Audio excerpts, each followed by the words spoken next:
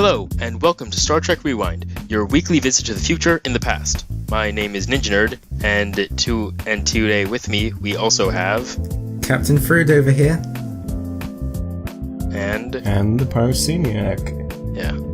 So, Woo. This is our third episode, which means that we will be doing the fourth episode of the first season. So, Season 1, Episode 4, Code of Honor. I can't remember the start gate. I've disappointed you guys, I'm sorry. 41235.25. Very good. Or 41235.25. The year 2364, and this is what is commonly known as the horrible sexist racist one. Yep, basically. So, I've really got no idea. Obviously starting off strong, this new series. Yeah, definitely. I've really got no idea how anyone thought this episode would be a good idea. Apparently the guy in charge of it left halfway through on account of apparently being too racist, which is, slightly a problem. Yeah, I mean, that's sort of indicative of, things are going to be going bad.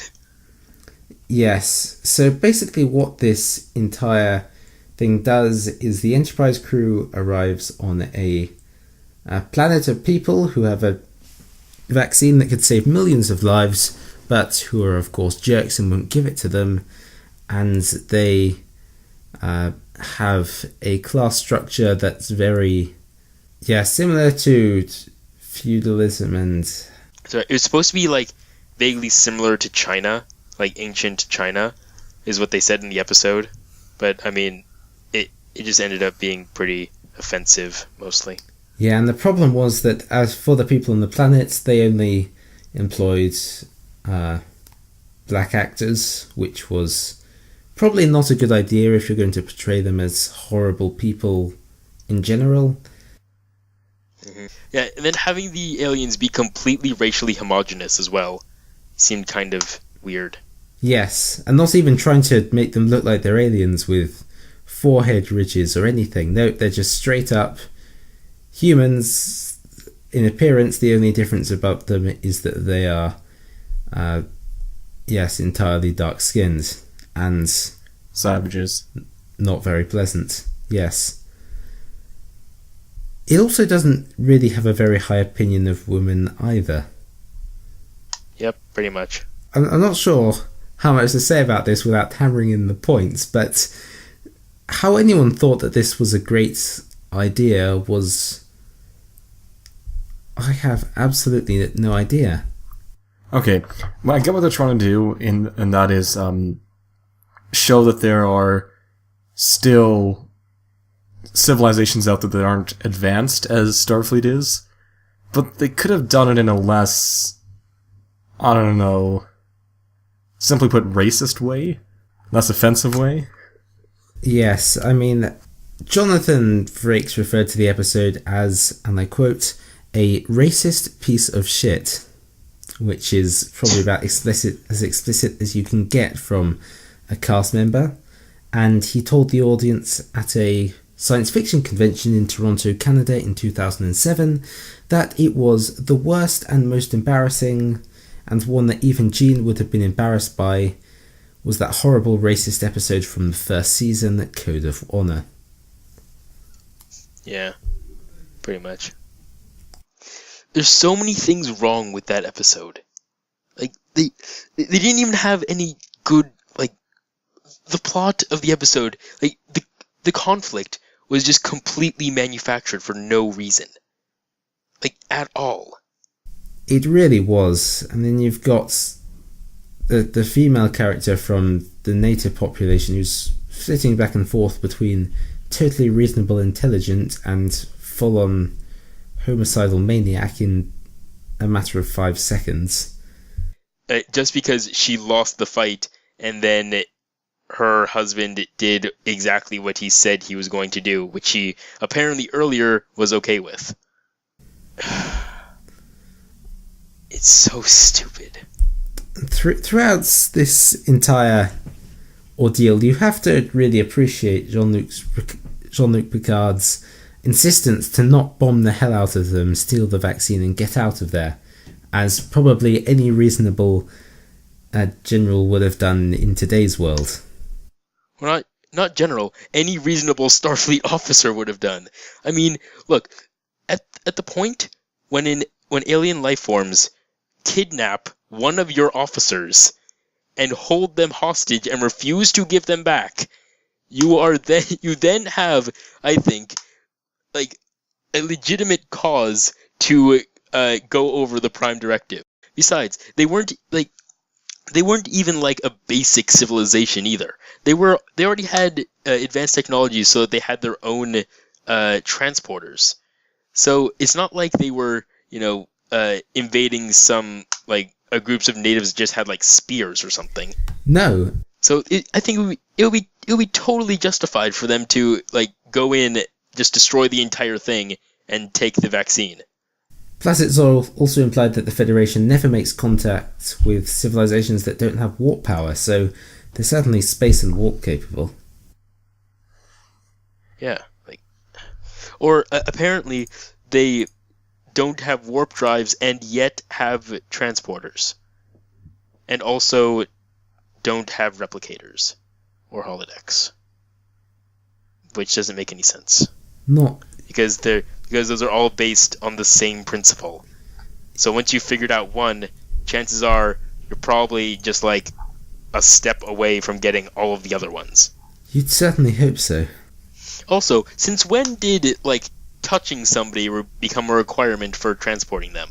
Notice how how the main bad guy needs to grab Yar and then they transport? Couldn't they have just transported Yar directly? You'd think so, but maybe it looks more dramatic. Maybe. It made it more obvious that it wasn't done by accident. I guess. Yeah, I suppose. Yeah. What other interesting things? Worf never appears in this episode. Yeah, that was kind of strange. Since in any other season in the series, they'd have used Worf as an opportunity to contrast Klingons with these people, right? Yeah, most of the time. So his mysterious absence is not... Especially because it is literally called Code of Honor. You'd think that in an episode called that, you would have, like, at least some mention of Worf. Yeah, whenever I hear the name of this episode, I have to mentally stop and think, oh wait, this isn't a Worf episode, because it sounds so up his street. Yeah, it's like that is basically the entire idea behind his character, yet he isn't there. Which is just weird. And also, the weapons that they had during their, like, duel thing, the two ladies, those are the most impractical weapons ever invented. Well, if you think about their purpose, they're for death fights, aren't they? So, aren't they just supposed to add a sort of risk to the event? I suppose so, but it honestly looks like the prop guy got lazy, got two boxing gloves and then started impaling them with chopsticks or toothpicks, and then spray painted it silver. I mean... Maybe they were trying to make them seem like, like weird foreign weapons or something, but it just ends up, like... I think it just made any sort of fight scenes with them just really awkward, because of how weird they are to fight with. Because the only weapons are on the back of the glove. Like, that big spike on the front does nothing. So you end up just having to try and lunge with the back of your hand, which is really weird. Yeah, I have to admit that Batleth fights are much, much more interesting. And then also the magical Federation medicine, which instantly cures the deadly poison, which will kill you in seconds. Yeah, I thought that was a nice touch. And yet they couldn't have the medicine to fix the devastating plague. Yeah, exactly. Which could not be replicated under any circumstances and must be grown on that one specific planet. For some reason. Right. And also, apparently, using that medicine, she use that reason as they interpreted the rules meant that she died and then they brought her back to life, which obviously didn't happen. Yeah. I'm pretty sure that when your heart stops, you are not actually dead until you cease all brain function, which she obviously didn't, or else she would still be dead. Well, there are certain circumstances where you are technically still able to be alive after you stop breathing. Yeah, exactly. But usually it's in small children who have drowned or freezed, but I don't think this is one of those cases. What cortical stimulators can do. But I mean, we are talking about Magic Federation medicine, so... True. Hey, it's as R.A. Salvatore said, science fiction is where the impossible is possible with a logical explanation. Although this isn't exactly that logical of an explanation, so never mind. They just don't offer any explanation. No, just, yay, medicine. In the schedule here, trivia, we've gone through that. Metaphors and themes, gone through that, right? And decided that who knows what on earth they were thinking, because these are not ones that you probably want to have at a TV show. Characters. Anything about the characters? I think this might be the episode that caused whoever played Tasha or Denise, I forget their last name, to seriously start considering leaving the show. Yeah, it was Denise Crosby. That was, I think it was that compiled with the fact that in every single episode that she is in, somebody is questioning, like, oh, your chief of security is a woman. That is weird. Like, in every single episode, somebody says that. It's like, why? You don't, like, maybe you had it just, like, maybe at the beginning, and then it's like, oh, well, or just have somebody, like, offhandedly comment about it, and then just leave it. That would make sense. Yeah, this is, oh my god, it's the 24th century and we still... It's strange to see a woman who's actually got some authority. I mean, what? Seriously? Yeah, it's like... We're a utopian society, but obviously not that much. And then that's basically where her, like, character ends. Is like the character of Natasha Yar is so flat because it's like it's just like basically her entire character is female security chief. But that's so true. I mean, she's got a traumatic backstory, I suppose. Well, but they didn't do anything with it. They didn't do anything in with it, and nobody bothered to write in, a character to go along with it. She very rarely seems to have any genuine emotion just because of the way the script's been written, except list off bland statements. And, I mean, they only really discussed her, like, backstory by shoehorning it into, like, the previous episode. And so, for no reason, because just to, I guess, like, give the illusion of actually giving her character. Yeah. Or making the audience sympathetic towards her. But it's not, it's just so out of place. I don't know. So... You mentioned earlier how she's a woman with authority, but if you think about it, she doesn't really have all that much authority. Actually, no, Worf never had that much authority either, because people, I was going to say, like... the chief of security keeps getting shot down all the time. Like, whenever Worf poses an idea, somebody says, like, oh, wow, that was a terrible idea. We're going to do something completely different. Every single time. Does his request to escalate to violence ever get answered affirmatively? Ever? Well, I think that's just, because of Picard's character, which I thought was actually pretty cool. How he's, like, so contrary to Kirk, who just shoots everything afterwards and ignores the Prime Directive. Yeah, could you imagine Kirk and Worf on the same bridge? Oh, gosh. That would... Well, to be fair, they would achieve a lot. True. It might not all be good, but they would achieve a lot of things. Yeah, that's for sure. Right, so we do want to come to the arbitrary rating part of this episode. Okay, we'll give this 3 awesomes out of 100. Okay, each of these categories out of 10. Political themes. 0. Yeah, well, I feel like there were a lot of political themes in this, but they weren't handled properly whatsoever. No. No. And you could say they were handled in the absolute worst way possible. Pretty much. Any objections to a 0 under political themes? No. No. Actually, no, give it a 1 because it did actually have political themes. I don't know. I kind of feel that if it just stayed away and done something completely unrelated to political themes, it would have turned out better than...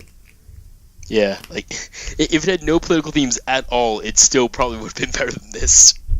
Yeah. So, consensus 0 or 1? 0. 0. Okay, acting. 2. I almost want to give them a better score because they had to put up with this. Okay, they were good actors, but they were poor writers. Yeah. Or at least the writers are poor. Yeah, but I mean, I think the writing is kind of encompassed in this as well, so let's say 2. 2? I'd agree with that. Yeah, and that whole conversation between Deanna Troi and Tasha Yar. Oh, that was so stupid. It's like, oh, you tricked me. You're supposed to be my friend. It's like, oh my gosh. That counts as a trick. Okay, also, wait, just side tangent from from what we're talking about the scoring. That conversation, and in fact, like, why Counselor Troy is involved at all? She literally contributed nothing to this episode, No. and yet was in it. Nothing. Whereas Wolf... All that she did was say, like, oh, I do not see a way out of this. Now I'm going to make stereotypes about how... and put you in an embarrassing situation and say some of the most... I don't know, silliest things I'm going to say in my entire career on this show. Yeah. Which is a real statement. Yeah. Okay, so 2 for acting. Technobabble. There wasn't really any technobabble whatsoever. No. 0 again. Yeah. Plot. What do you guys say? 0? 1? 1? I'd say 1 probably out of 10. Okay, 1. It did have a There was a plot, I will grant it that. It was just There was a beginning, a middle, and an end. It was just so poorly constructed and held together by some arbitrary conflict. Okay, and then final category, just straight up awesomeness. Can be interpreted in any way you want. 0, 0, 0, 0. 0. 0. Okay, leading to an overall score of 3 out of 50. That's pretty impressive. Official ranking. Where is it? Wouldn't that just Kobayashi be Maru. like- Everything that gets between a 0 and a 5 is Kobayashi Maru. Really? Wasn't that just literally a simulation, not even a real ship? Exactly. Yep. It's that bad. 6 to 10 is a shuttlecraft, so... This is so bad, it was worse than a shuttlecraft. Which is, again, saying something. Right. Wow. Anyone else have anything less to say, or can we actually get back to watching some of the good episodes, which we promise exist? Oh. There was actually one good part in this entire episode. What was that? When Luton took away... Okay, when Luton teleported away, Picard immediately turned around and he said, red alert or something like that. And just the look on his face was like, oh god, not this again. Yeah. Both those. It was just... I liked that. I liked his face. That was all. That was it. That's the all I only have to say. redeeming factor of this entire episode. That was the only good part. was one facial expression by one character. Pretty much, yeah. Well, admittedly, that was a kind of like that was his immediate reaction. It's like literally 3 seconds after she gets teleported out, he's like, okay, red alert, instantly. Like, without having any other concept of the situation, just straight to red alert. Not even to, like, some sort of warning to give Luton a chance to explain himself. They're already, like, right combat positions against an enemy that cannot possibly harm us. Yeah, if it had been TOS, it would have gotten to a short 3-note musical thing like do-do-do, and then cut to adverts probably at that point. Yeah, likely. I mean, they probably could have even just ended it with him capturing Yar and then just cut it there for the commercials. That would have made more sense. Yeah, but Yeah, very nice how it's done. Okay, well, unless anyone has anything else to say, this has been Star Trek Rewind. Yes, sirree. Thanks for watching. See you next week. See ya.